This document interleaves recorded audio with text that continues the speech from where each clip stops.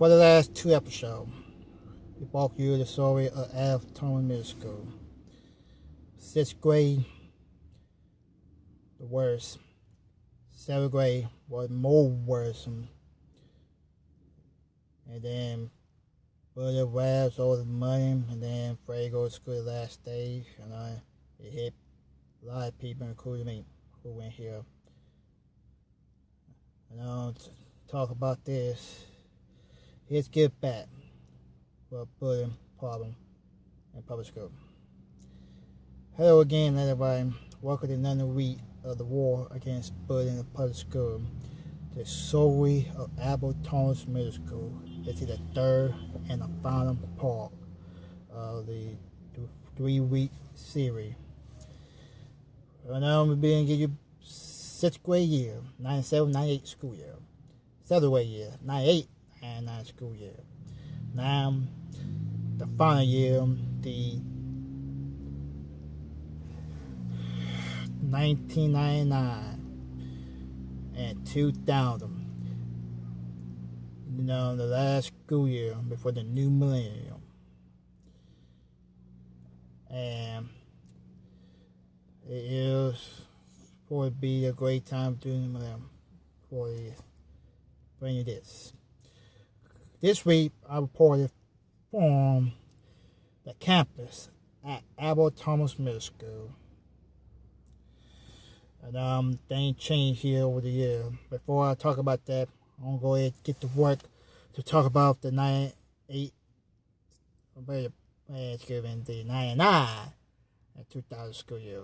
Yep, it is a final year here. I know it's a bad time. I know you only get one chance in the 8th grade. I know the bully is still a major problem to my time in Thomas Middle School. And you got some kids who continue to show no respect to teacher, use profane language, and then bully special need for no reason. But every day I always get picked on by bullying. So those people bullying are uneducated person. They always want to steal money while other folks, and of course, disrespect the parents who's trying to teach and to see these children. I here today. I sat down with one teacher from who used to teach here, who now at Sterling High School. Cause bullying got so bad, kids went in their life, and I was been through a lot during that year, 2000 school year, my 8th grade year before, because I tried my best, trying to get in a fight, because I just want to come out, graduating, I don't have to worry about these kids no more. But I understand, one problem always had to be is how I control student. And I control boys, and I control teenage girls, to see kids get into fights. And, well, it's a problem you see every day. Fight break out in school or in the park a lot. And then see right there, it's always a problem like that. And I woo these kids all today. And it's happening right in front of me while I'm trying to do the show. One thing is the problem is why the kids use these kind of profane language every day and interrupt other students who try to go to school and learn. It always happened in my 8th grade year. Sometime as a student here for 3 years, I've been through too much bullying, harassed by unruly kids with no education. Women, I meant to say not women, girls that year always want to say boo to a boy who just not look at you. They want to say, well, they laugh that for no reason. Because some people call them ugly because they act ugly. Because I'll try my best trying to get in no trouble, but bullies always be jealous of somebody else's life, or either somebody else who above them. Those one not above, because they continue to be a class clown, horse playing, and then disrespect others who try and learn much as they can to get out on time, get ready to go to high school. And that's what I was doing all throughout that year. On 8th grade year. I know a lot of administration that year, but I know they're trying their best, but out of control kids continue into work. This is one thing I don't like to see, because kids use profanity language. It always kind of comes from home. For little kids who always learn these kind of language from their parents, and then bring them to school, they say, hey, I want to beat these guys up. Hey, I want to steal. Man, for me, where I come from, I hate to see somebody else stealing, not money or anything that took not belong to them. Because they're jealous because they had that and they don't. And of course they always want to tease others, or they look because they always want to tease them because they had to pay their shoes. But I buy a pair of shoes because something, I don't never want to buy them tennis shoes over no $100.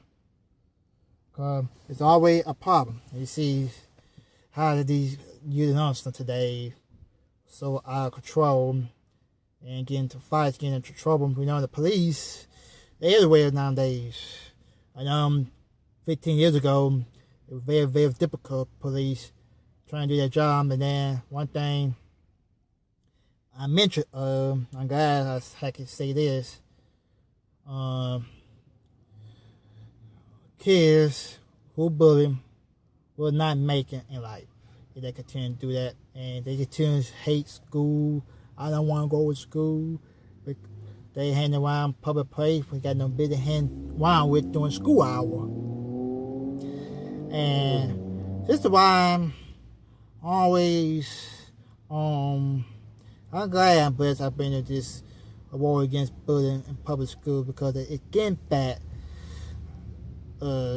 See, what was so difficult 15 years ago was so horrible to me. Being harassed every day by the bully, I got in trouble with something I ain't much did, because a kid had told on me a lie to the teacher, I did this and that. That was very upsetting me, but then I got in trouble because of him. Lies. That's all these bullies, they lies and they cowards. They want to do that because they always have to be jealous of somebody else's life. And that's why I call these kids who do this kind of bullying every day, they're cowards. 15 years ago, those kids who want to use threaten you gun, they threaten you a stick from a chair, trying to use that, trying to attempt to kill me right there, or somebody else. They are cowards. That they are. Those kind of people bullying me 15 years ago, they cowards. That they are. Nothing but a low-light, coward loser. That they are. Kids today do the bullying, they cowards too. And lies to everybody who did this and that. Because this is always a problem through my 8th grade years. A bunch of fight break out, kids get tired of bullying, they fight. One thing, I know administrators, they trying their best that year because it got actually out of control. kids throwing food in cafeteria, and principal back then was Miss Marlin, of course. She also a principal at Sterling High School as well during that time. And some people, some students are like that. One thing, they act like that because they get in too much fight. Because really why they want to do that, they don't want to go to school.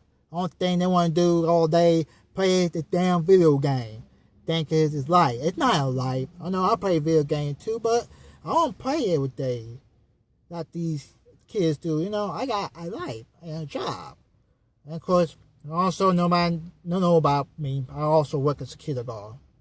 Because I have to deal with these typical people every day at work. One thing I wish I could get back 15 years ago. And I know some students ready to get out of here. Because get ready to move on to the next level. I know I was ready to get out of here too because I'm trying to stay out of trouble.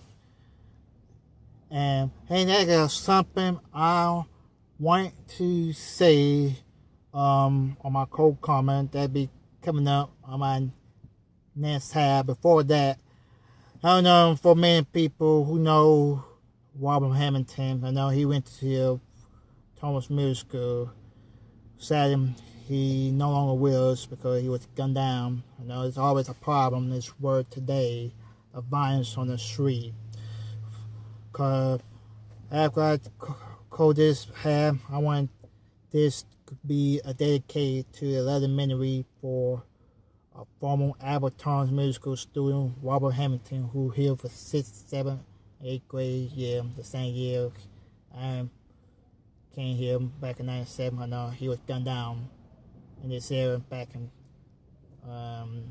2-3 years ago. I do believe 3 years ago. And I can't remember now because I ain't see him since middle school. I know continue to pray for your enemies and continue to love one another because I will have all that on my next video. Stick around, of course. God bless, rest in peace, Robert Hamilton.